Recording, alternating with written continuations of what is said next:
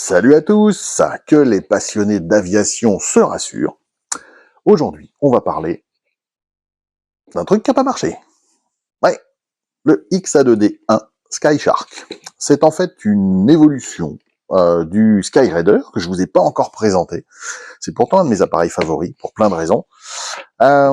Évolution puisque c'était censé être motorisé avec un turboprop qui faisait plus du double de la puissance du moteur du Skyraider, qui était pourtant déjà un monstre de 2500 chevaux.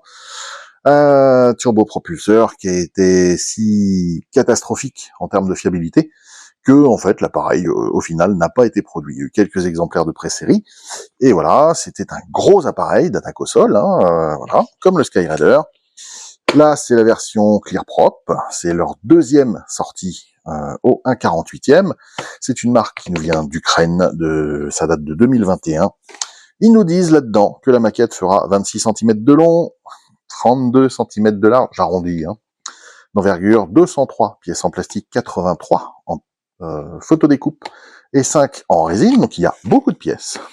C'est un appareil très sympa, la boîte est pas très grosse, vous voyez, mais elle est bien pleine. Et si j'arrive à l'ouvrir, voilà, ben on va voir ce qui se cache dedans. C'est effectivement bien plein. Ça, ce sont des canons en laiton et des pitons en laiton. Nous avons donc ici les pièces en résine, très fines. Nous avons deux verrières. Une verrière ici, voilà, qui est censée être en version ouverte, avec le pare-brise au milieu, et la version toute fermée d'un seul bloc. Et on voit qu'ils ont même, hop là, reproduit le rivetage autour de la verrière. Rassurez-vous, cette maquette possède certains atouts. Et pour cela, on va aller voir au fond de la boîte avant le reste. Voici les 83 pièces en photodécoupe. Voilà, donc à peindre, mais c'est fourni d'origine. Nous avons également des masques de peinture, c'est mieux pour la verrière comme ça, et des décals qui valent ce qu'ils valent. Voilà, c'est très très basique, mais bon, pourquoi pas.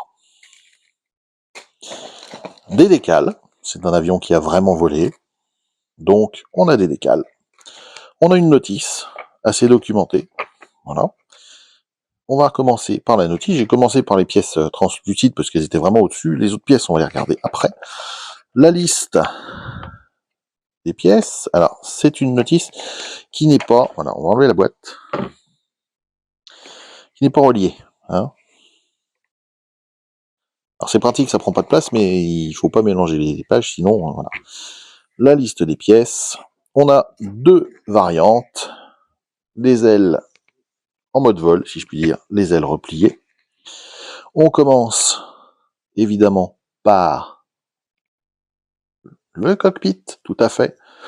Donc soit on prend la version plate sur laquelle on met le film qu'on a vu et ensuite la planche de photo découpe, voilà. Ou alors un décal tout prêt qui lui, hop là, et là est un peu plus détaillé que ce qu'on a vu tout à l'heure. Vous voyez, on a deux planches de décal, enfin trois même. On a les harnais en photo découpe, etc. Donc on a un cockpit très détaillé. On va venir terminer l'assemblage de la baignoire.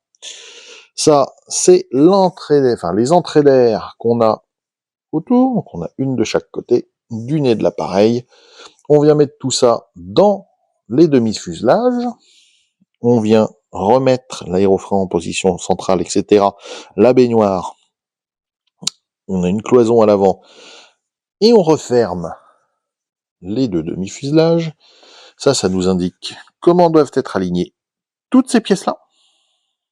Voilà. Et oui, hein, on a des surprises au milieu.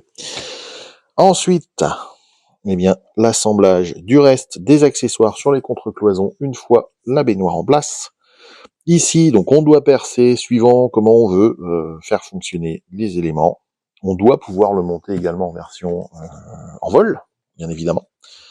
Les volets sont séparés, les ailerons sont séparés de tout le reste de la cellule. on assemble les ailes intérieures, le fuselage, la dérive, les stabilisateurs, la partie centrale du fuselage.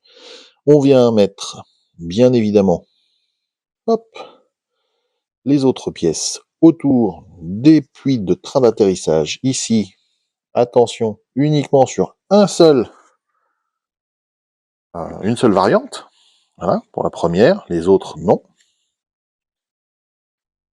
Ensuite, on assemble les roues qui ne sont pas lestées pour l'instant. Ça nous indique que les pistons sont à l'arrière des disques. Donc tout ça, c'est pour les puits de train. On a l'aérofrein en photodécoupe et en plastique pour la finesse. Les volets, le réservoir central. Et on continue. Vous voyez, elle est bien complète. On sait pourquoi il y a de la pièce quand même. On n'a toujours pas commencé à assembler les ailes dans tout ça, je vous le rappelle. Voilà. La crosse d'appontage, puisque oui, c'était censé aller sur des porte-avions. On assemble les deux hélices contrarotatives. Ici, donc on choisit verrière ouverte ou fermée. Voilà. On assemble tout ça. Ici, on a du détaillage sur la tranche de l'aile pour ce qui deviendra le mécanisme de déploiement ou de repliement des ailes. On fait des petits trous ou pas, suivant si on veut mettre les pylônes. Voilà, qu'on vient mettre ici. En dessous, eh bien, on va fixer les volets sustentateurs. À l'arrière, on peut les incliner, tout simplement. Pour fixer les ailes en mode vol, on a deux pièces intermédiaires. On vient fixer ça. On a deux tubes pitot de chaque côté, par ailleurs. Et on a d'autres pièces différentes et des entretoises ici pour fixer dans la carlingue qu'on aura percé au préalable si on veut mettre la version aile repliée. Là, on a terminé. Ça, ce sont d'autres boîtes de chez eux. Ici, nous avons les instructions pour les décals et les peintures. Donc ça, tous les stencils, ça en fait quelques-uns quand même. Donc pour la version bleu navy, nous avons les mêmes sur la version bare metal, donc métal naturel. Et ici, les décorations à proprement parler.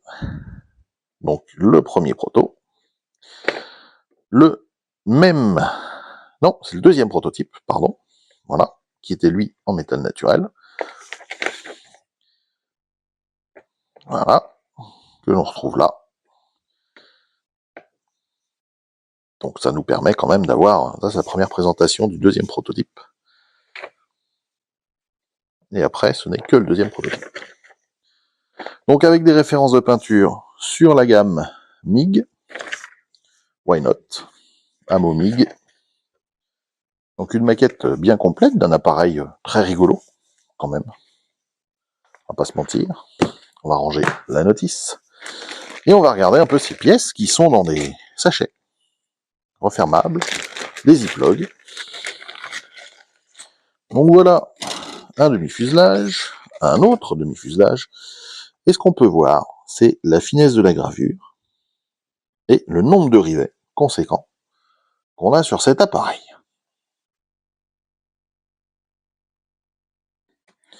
Et donc, basiquement, voilà, je grossis le trait, mais ça fait une belle bestiole quand même. Vous voyez la finesse de cette gravure. Alors c'est moulé dans un gris foncé, qui n'est pas forcément du plus bel effet, mais qui a l'avantage d'être une bonne base pour en coller. Ici, certains éléments. Donc ça, c'est ce qu'on met, les sorties de tuyères d'éjection de gaz, uniquement sur le premier proto. La finesse des éléments plastiques. On a très peu de flash au niveau des moules. Donc c'est une très bonne qualité. Vous voyez.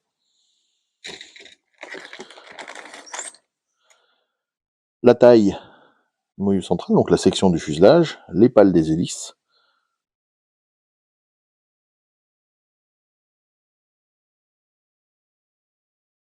Donc des vrais beaux détails.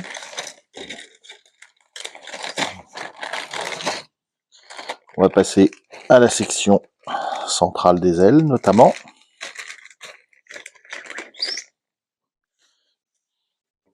avec toujours ce souci du rivetage. C'est beau, c'est régulier. Et pour le coup, la taille fait réaliste.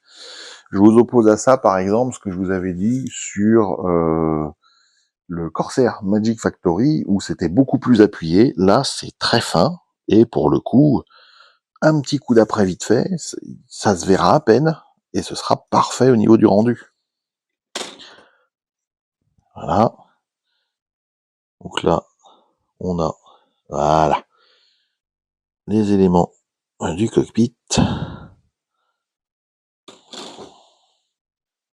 Et ça, ce sont les canaux d'arrivée d'air pour le turbopropulseur.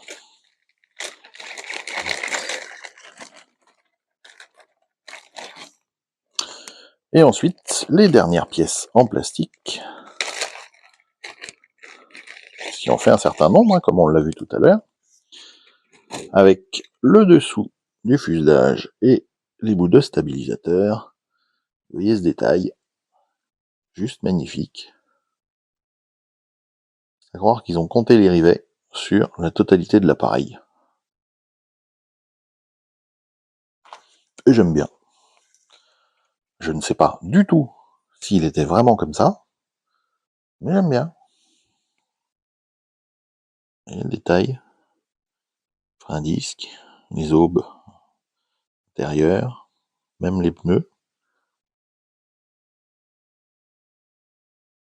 Ça promet d'être un montage très très sympathique. Voilà pour cet appareil qui demande à être connu. Ici, il le demande. Oui, je vais être connu. Saviez-vous qu'ils avaient envisagé, dès le départ, un successeur pour le Skyraider avec un turbopropulseur? Bah, écoutez, maintenant vous le saurez si vous ne le saviez pas. Merci à vous, en tout cas, de m'avoir suivi jusqu'à la fin pour ce petit avion qui, je le rappelle, a vraiment existé, quand même. Hein, on n'est plus dans le what if. Il n'a jamais été opérationnel, à cause de son moteur, notamment. Merci, en tout cas, de continuer à me suivre. Je vous dis à très bientôt pour un autre kit d'un avion sympathique. Ciao, ciao!